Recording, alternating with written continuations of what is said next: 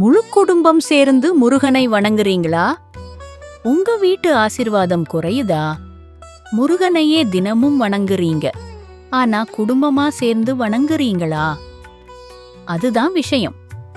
ஒரே ஒரு பழக்கமா குடும்பத்தையே மாற்ற முடியும். இதோ 3 சின்ன வழிகள். 1. தினமும் காலை நேரம் எல்லாரும் ஒரு வெல் போட்டோ முன்னாடி 2 நிமிஷம் ஒன்னா ஓம் சரவணபவான்னு சொல்லுங்க.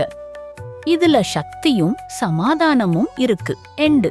வாரத்துக்கு ஒரு நாள் முருகன் சந்நிதியில் வீட்டு பூஜை இடம் குழந்தை முதல் பெரியவர வரைக்கும் பூஜை செய்யுங்க.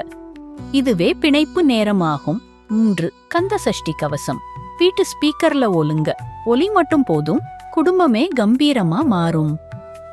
முருகனை தனியா வணங்குறதுலமும் நன்மை இருக்கு, ஆனா குடும்பமா சேர்ந்து வணங்குறதுல சக்தியும் சந்தோஷமும் இருக்கு. இன்னிக்கே ஃபேமிலியோட அந்த ஒரு நிமிஷத்தை துவங்குங்க.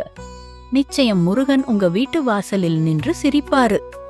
கமெண்ட்ல ஒரு ஓம் முருகான்னு எழுதுங்க. அசுர ஆசிகள் வந்து சேரும். ஓம் முருகா.